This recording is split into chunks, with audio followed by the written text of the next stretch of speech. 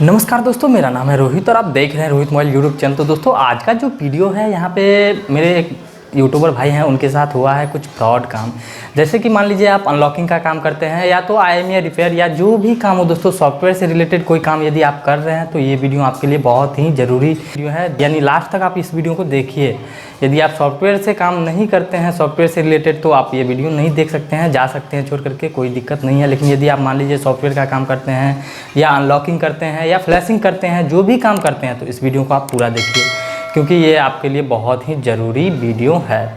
तो यहाँ पे मैं आपको बताना चाहता हूँ, जैसे कि दोस्तों यदि मान लीजिए आपके शॉप पे कोई बंदा अनलॉकिंग करवाने के लिए फ़ोन आया है, तो अभी तक तो आप या हम भी, वैसे ये नहीं कह रहा हूँ कि मान लीजिए आप ही सिर्फ, हम भी बिना पूछे वो फ़ोन का अनलॉकिंग कर देते हैं या तो चलिए फ्लैशिंग भी कर देते हैं। फ्लैशिंग करवाने के लिए आता है तो जिसमें कि लॉक रहता है, हम फ्लैशिंग से, जैसे कि रियलमी, ओप्पो या वीवो जो भी हो, ऑनलाइन जो काम होता है तो हम फ्लैशिंग भी कंप्लीट करवा लेते हैं रियलमी सबका। तो ऐसा नहीं करना चाहिए दोस्तों। लेकिन अब हुआ है कि क्या, ये बात मैं आपको बता देता हूँ। हुआ था एक GSM राकेश भाई है, जो कि इससे पहले हो सकता है आप ये वीडियो देख लिए हैं यूट्यूब पे, तो उसके साथ ही ये प्रॉब्लम हुआ है। और हुआ है ये कि मान लीजिए उसको ये दंड भुगतना पड़ा है, और हो सकता है उसके साथ ये भी हो सकता है कि उसका शॉप जो है बंद हो सकता है। अब क्यों बंद हो सकता है, इस वीडियो में आपको पूरा बताने वाला हूँ। तो सबसे पहले तो आप ये जान लीजिए कि यदि आपके पास कोई फ़ोन आता है अनलॉकिंग के लिए, तो आप कैसे समझेंगे कि वो फ़ोन चोरी का है या तो इस बंदा का जेन्युइन है।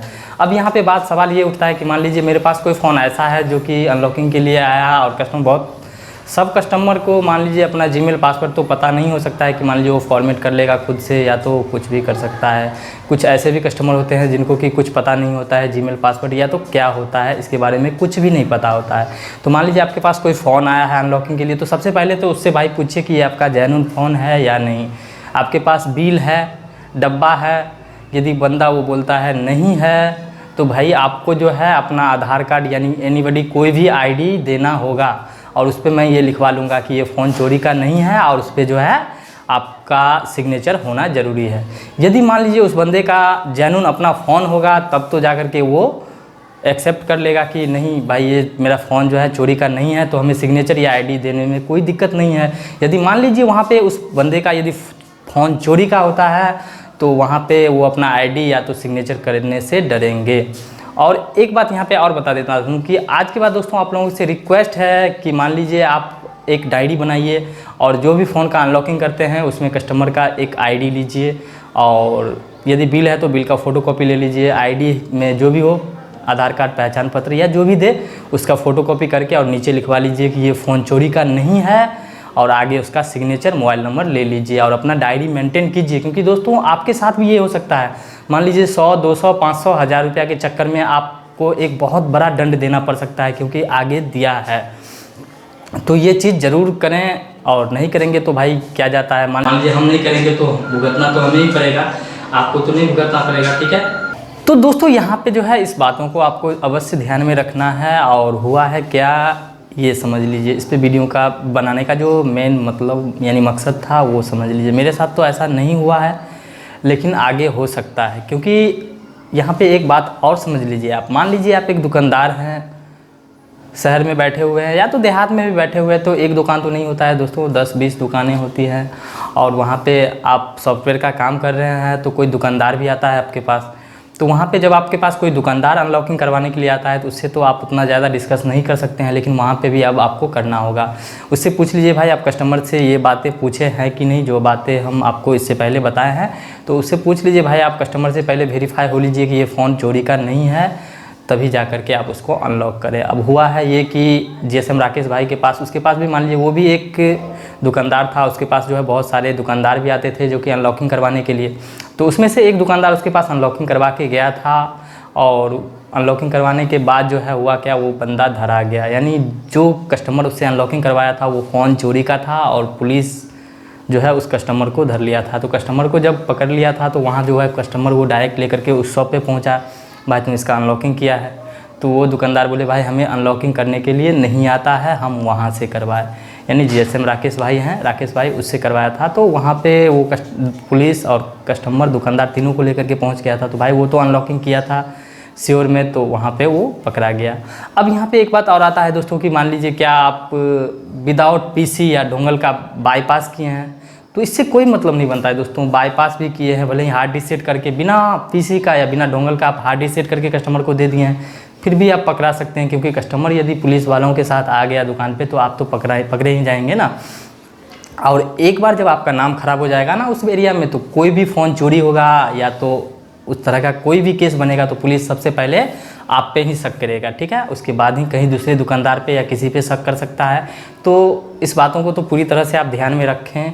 और एक बार दोस्तों यदि आपका नाम बदनाम हो गया तो बहुत बड़ा प्रॉब्लम हो जाता है, क्योंकि मान लीजिए हम 8-10 साल से इस लाइन में काम कर रहे हैं, या तो हो सकता है आप भी काम करते हैं 8-10 साल से, तो प्रॉब्लम तो बहुत बड़ा हो सकता है। क्योंकि मान लीजिए बार बार यदि आपके पास इस तरह का प्रॉब्लम आए और आपको बार बार दंड भुगतना पड़े तो ये तो बहुत बड़ा प्रॉब्लम है।